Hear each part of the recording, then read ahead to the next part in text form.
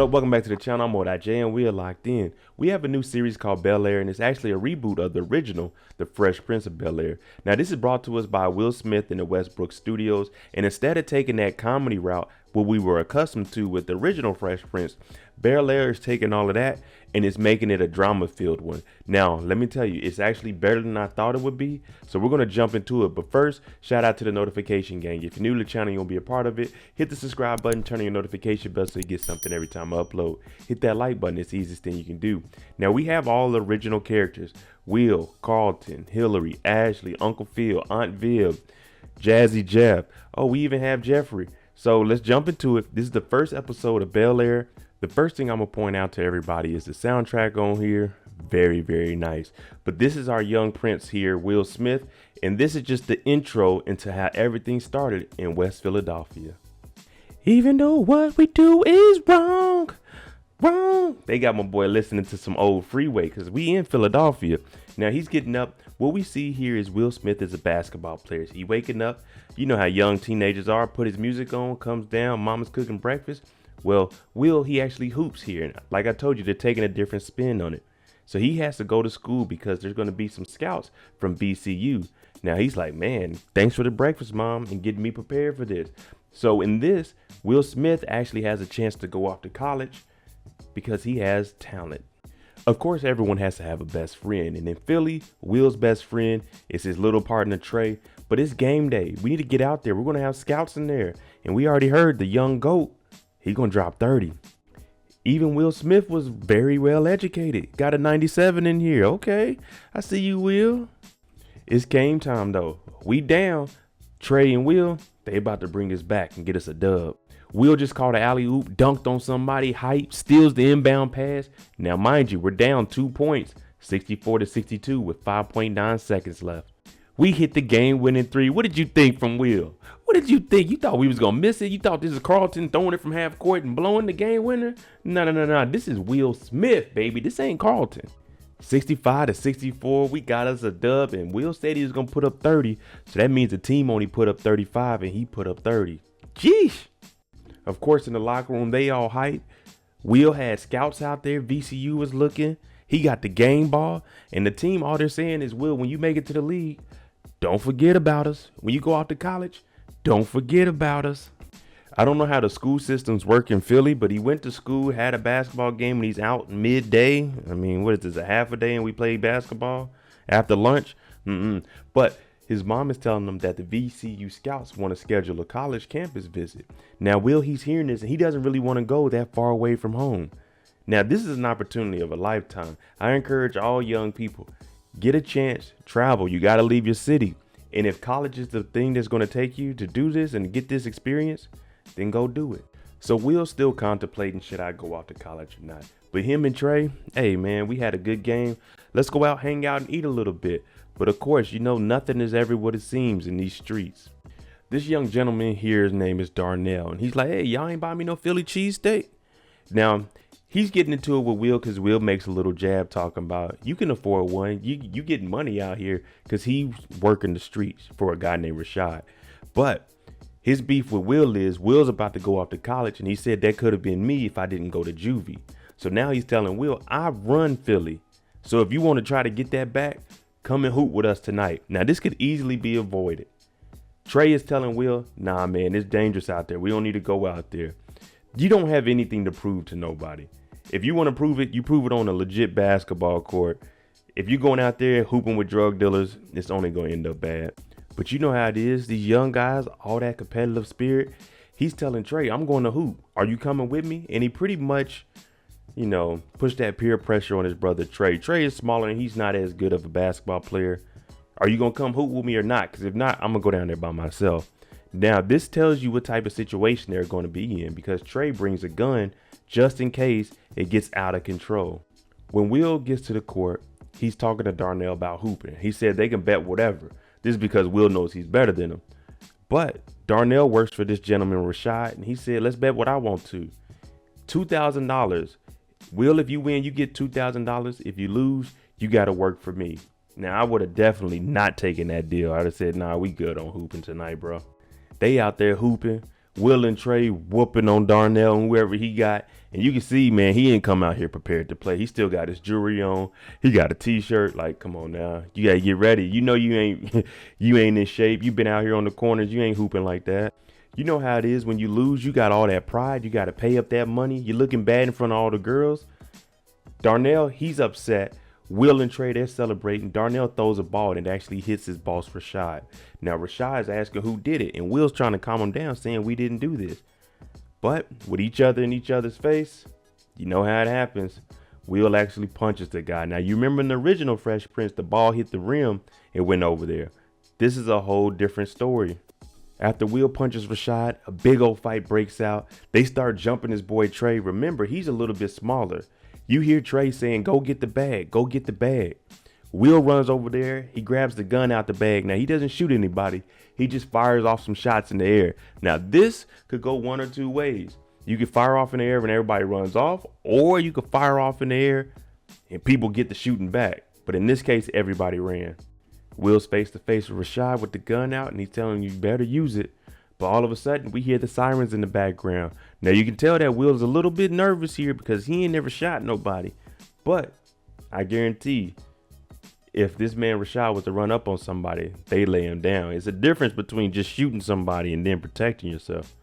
They end up locking Will up because he didn't run off. They end up locking up Rashad, and he's in another cell. And they're looking at each other, and he's telling them when he gets out, he's on his head. The next morning, Will, he ends up getting out. And you hear Rashad saying, how is he getting out? He hasn't seen no judge or anything. He got caught with a gun. You know, you should be held until you go see a judge. So he's assuming that Will snitched. But there's something else to it on how Will got out. Will's mom picks him up from jail the next morning. And she's asking him, where did this gun come from? What were you doing with it? And he's saying it wasn't his. And he looks out the window and he's wondering where they're going. They're going straight to the airport. You're moving with your auntie and uncle in Bel-Air, Will. You got to get up out the city. She sees the path that he's going down in this environment, a single mother, him in these streets. There's no structure. You know, you got the school, but that school probably isn't a top-notch school. He's out in these streets. Anything can happen. So she's taking him directly to the airport and getting him out the city, because if he needed a gun, that means he's into it with somebody, and that's not what a mom wants for her kid. Will makes it out to LA, and Uncle Phil, they sent the car to pick him up, but he didn't see it. So he ended up getting another ride. And this is actually Jazzy Jeff's car. You know, a little low rider, little Uber. We're going to go out to Bel-Air from LAX. Now, you remember the original Jazz. He had street smarts, but he wasn't the smartest. This Jazz, he has street smarts, and he actually knows a few things. He's asking Will, what part of Philly you from? Because he's diverse. He knows a few things about different places. While they're driving, Will has never left Philly. So he tells Jazz to pull over. They look out over the city, and he's telling them, LA, you can have fun out here, but it's going to try to make you forget who you are and where you came from. Don't let the city consume you. And that's for almost any big city, especially if you're from a smaller place or a city that isn't really city centric. You know what I'm saying? LA's fast moving. Philly isn't as fast as LA, or you say a Miami or New York. They pull up to this luxurious estate. You know, Uncle Phil living good. I'm talking about this house, 5-10 houses of the old Uncle Phil's house. Now, when they get here, he tells them my name is Jazz with 2 Z's, and it'll be about $150. Here comes Geoffrey. Now, you remember, Jazz just told Will it's $150. Geoffrey comes out with some money. He looks at Geoffrey. He starts calculating things. How about just an even 200? Bel-Air to LAX. So Jazz is a hustler. Man, look at that house compared to what the old school Uncle Phil had. Yeah, there's really some inflation going on here. Of course, the day Will gets here, they're actually having a fundraiser for Uncle Phil. And you look at this house, you come in, you're like, man, this is nice. Y'all got a Picasso in y'all house? We get introduced to Aunt Viv. She comes out here looking very lovely. Came on, oh, Will, because you got to remember, this is his auntie. Uncle Phil is his uncle through marriage. So for her, she's like, man, I do miss Philly a little bit, you know, but you out here living a different life. It's a better life. Now, Geoffrey, you need to take Will's bags upstairs. She doesn't really want Will to walk around the house right now because he isn't presentable for this type of event. Bel-Air Princess is our girl, Hilary. Now, you remember in the original one, shout out to Hilary. I loved Hilary in there. Very, very beautiful. She was an airhead, though. This Hilary is actually productive and doing things. She has a nice little following on Instagram. You hear Aunt Viv in the background. You better turn that off before your fans see me throw your phone in the water, because this is a fundraising event. Professional. Also, Hilary, she cooks. You want any of these recipes? Go on her page. It's Hilary's job to get Will dressed for the occasion. Now, this is Carlton's room. You hear Hilary say, this used to be my old room, but I needed more space. I needed to move out to the pool house. I needed a kitchen. This room is big as hell. This room is big. I'm talking about huge. But she needed more space.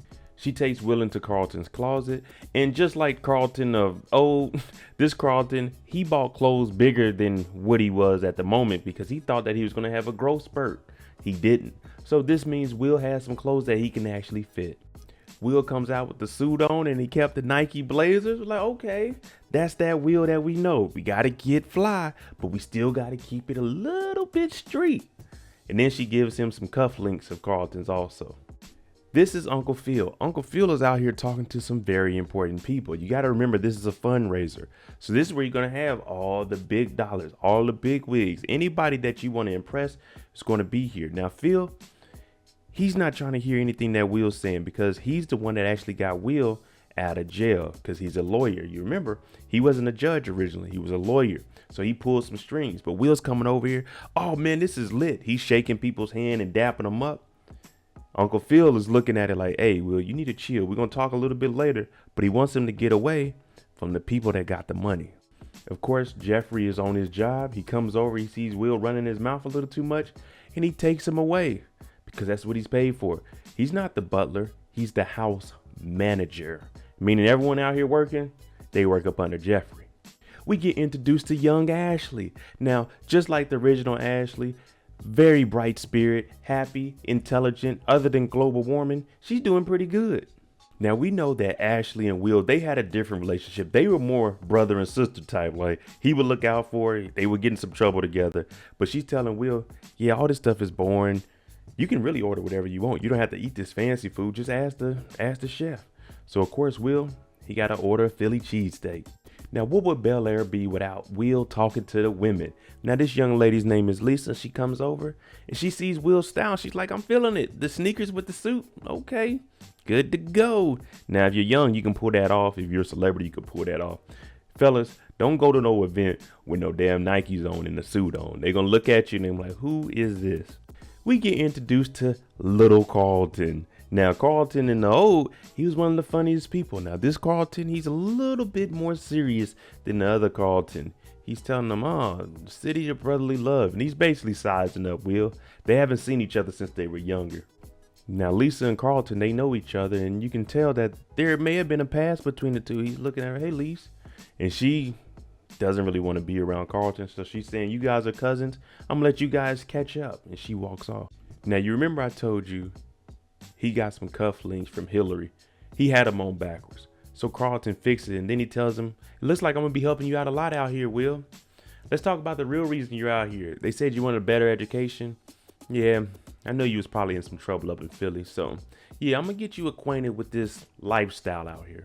Now, of course, the kids, they're all close, and they're talking about, with Will being here, let's get him accustomed to this lifestyle. Have him come out and do these boring photo shoots with us. Have him do everything with us. You know, ain't no one trying to do that, especially as kids. You got your parents out there, they're successful. You just want to be kids. But then they asked Carlton, do you want Will here? He said, well, I always wanted a brother. I got stuck with you two. So we're going to see Carlton. Looks like he's going to be giving Will a hard time. You remember Uncle Phil said, Will, we're going to talk a little bit later. And when they get into the room and they start talking, Will, he's starting to get upset saying, I didn't want to come out here. I didn't ask you to get me out of jail. But what Will isn't understanding is Uncle Phil pulled some big strings. Will didn't talk to a judge. Now, you got to remember, Uncle Phil is trying to become something bigger. He's trying to eventually become a judge. So he's telling Will, what I did for you, you need to be grateful for that. I'm giving you an opportunity to come out here, change up things, get an education, and stay out of all that trouble. Now, he doesn't want anybody to know what Will came out here for. So he's telling them the story is you came out here for a better education. He doesn't want Will going around telling people he got caught with a gun, because you already heard some of the people saying, I heard a lot about you, Will. So he wants to keep that good image for Will. He's giving him a second chance. And sometimes you have to do this. You see it all the time with wealthy families, how they cover up what someone's done in the past because they're getting another opportunity. Will just has to understand it. But at 16 years old, it's really hard for kids to comprehend what life really holds for them. Will goes to this room. He's upset, throws his blazer across the room, but he looks and he has 10 missed calls from Trey. Now, you remember what was going on in Philly. Trey just got jumped. Will pulled a gun, and now you about the city in the same day? Trey done got whooped on. You know he's scared because Rashad was in jail talking about Will snitched to get out. Now, Will didn't do any of that. He had strings pulled for him. But the streets, they don't care about that. All they know is we can't get to Will. We're going to come after Trey. And Trey, he's on the top of on top of the roof. So Will in his head is thinking, let me go back to Philly and try to clear all this up.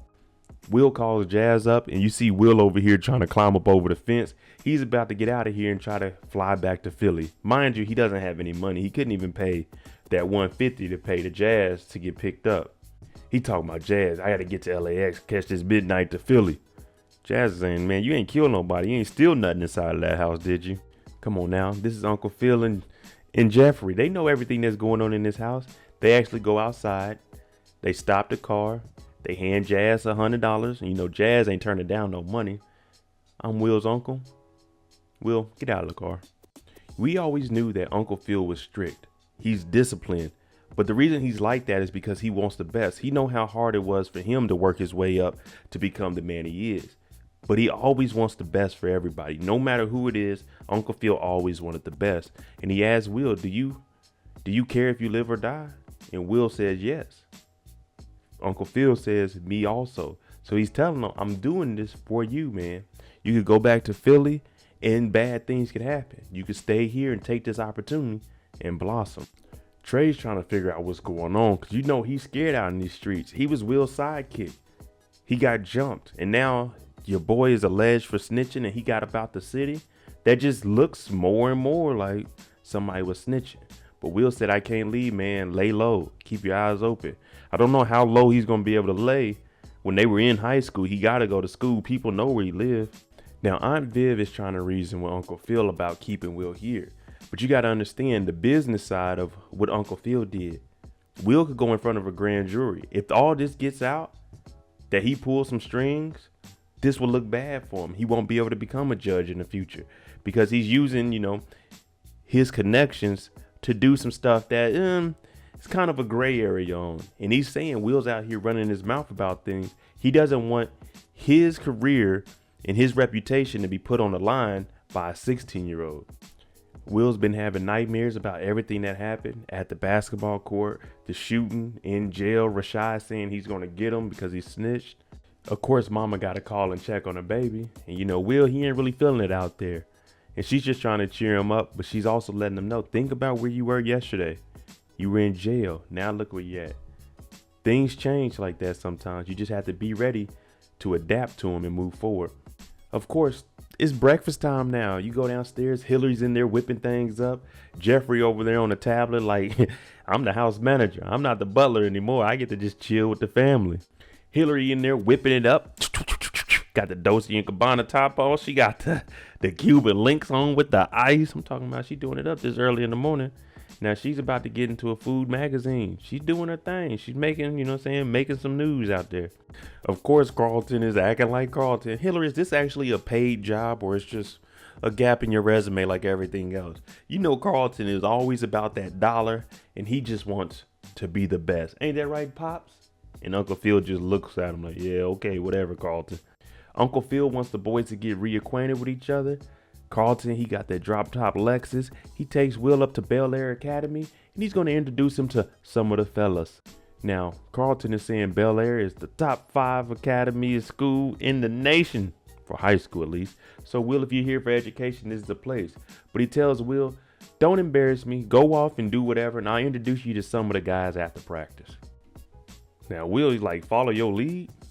Carlton like, yeah, I kind of run the place. You see the girls touching on him. Will's like, oh, maybe you do have a little bit of pull here. Now, you got to remember, Carlton plays lacrosse. Will is a basketball player. You remember Lisa from the fundraiser? Well, she's a swimmer, and she actually is doing pretty good in the pool. Will comes over there, and Will got to talk to ladies. Now, she's asking him to jump in the pool with her. Will said, I don't do the water, but I do take showers. Now they're talking, and there's actually a party going on tonight, and he wants to know, hey, if you're going to be there, then I'll come too. After Will gets done macking with Lisa, he goes into the locker room. You hear them playing that Bobby Smurder hot nigga in there, everybody in there dancing, but there's a white gentleman at the top right here saying nigga. And look at Carlton, he in the middle of it just grooving. He don't give a damn who said what. We over here, we celebrating a good practice. Now Will hears the N-word from several white boys, and of course, just like most of us, we would have went over there, hey yo, you can't do that. Now Will gets into it with this guy, but you hear Carlton break it up and say, that's my cousin Will. And Will's like, Carlton, you just gonna let them say that? You know what I'm saying? They gonna say the N-word in front of you? Now these are Carlton's people. These are who he grew up with. Will's saying, you gonna co-sign them saying the N-word? Carlton doesn't say anything, but you can tell that he's defending the white gentleman. Now I know there's something else behind this, and we'll get into that, but this is just what Carlton is showing Will, like, hey bro, this is the network. Sometimes you got to do things you don't want to do. Now of course Carlton starts to get technical, saying you're flipping out over a word that black rappers use and they call each other that and they sell it to millions of white people. You should get on the rappers for saying it and selling it to the white people about it. But I understand both sides. I'm more on Will's side because it's like, hey, just because it's there and you can say it, you don't let anybody just say it. Although they hear it, it's still a certain respect because it means different when it comes from the white people. And that's all that Will is trying to let them know. Hey, man, that's disrespectful. Now, this Carlton is a little bit different. I told y'all, he ain't here. He's snorting Xanax. Like, damn, our boy Carlton is hooked on drugs, but he was also on drugs in the original one. After talking to Aunt Viv, and she's telling him, you just have to adjust with how it is. It isn't Philly out here. Will goes upstairs and he talks to Carlton and says, look, as long as me and you have issues, we're not going to be able to do anything. They're going to have us around each other. So if we go out tonight to this beach party, you do your thing, I do mine, we come back with no issues, they'll start letting me do whatever I want on my own, and you can go back to doing what you want. Carlton said, Will, that's actually a bright idea. Now we heading out to this party, everybody getting fly. Will starting to open up a little bit with Carlton, calling him C. They dap each other up because the plan is, Carlton, you go in here, hang with your people. Will, you do whatever else you do in the party. I mean, you don't know nobody yet, but let's go ahead and stop this beef. Now, of course, Lisa is here, and Will said, if you're going to be there, then I'll be there. Now, they run into each other. She got some drink. You know how these parties are, especially these high school parties. Now, Will runs into Lisa. We know that she did an amazing job out at the swimming pool. She's on track to be in the Olympic trials next year. And she's saying, you know, I used to date Carlton. Will said, I'm not asking to be on a date with you. I'm just talking. Now, they go out to the actual beach, and she's bringing up, I never knew Carlton had a cousin. Her family is close with the Banks. Now, they don't have the money that the Banks has, and she's at the school on a scholarship, but she never heard about Will. Well, I mean, I know a lot of people that don't know about any of my cousins. I just don't mention. You just don't walk around saying, I got 17 cousins on this side of the family. Like, no one talks like that. Now, of course, we got drinks flowing. She's talking about how she used to date Carlton. They're getting a little bit close. Now, after hearing that someone dated my cousin, especially if I'm living with them, they're off limits. Now, Will, on the other hand, he's from West Philly. I don't know what they do up there, but he doesn't care. They're getting close. And of course, you know what that leads to. It leads to some kissing. Two attractive people. Okay, hey, why not? Now, on the other hand, Connor, the white boy, he's telling Carlton, man, you let Lisa go, man. You acting like a PUSSY. You need to go get your girl back, man. You need to do that. Now, Carlton, he's doing his drugs. And of course, once those drugs get in your system, you tend to act a little different. Carlton comes over and he pushes Will in the pool, talking about, you're kissing my cousin to make me jealous. And we just heard that Will doesn't do swimming. Carlton is on something else, man. Them drugs have messed with your mind. Lisa jumps in there and saves Will, pulls him out. I mean, Will was in the water. He wasn't even trying to kick or swim. He just gave up. Connor comes over to Will after he gets out the pool. He talking about, yo, chill out. Will punches him, knocks him out. Carlton talking about Will is just doing this for attention. Will comes over here, and Carlton, you're going to get one of these punches too. All right, there you go. Episode 1 of Bel-Air. I told you it's more of a drama field than it is comedy, but the acting is good, and I like the way they're using the storyline and bringing in different parts to integrate it to keep this storyline going. Let me know what you guys think. I'm MoedotJ. This is episode 1. Episode 2 will be up tomorrow. Episode 3 will be up on Wednesday. Thanks for watching. I'm out. Jimmy on the beat, boy.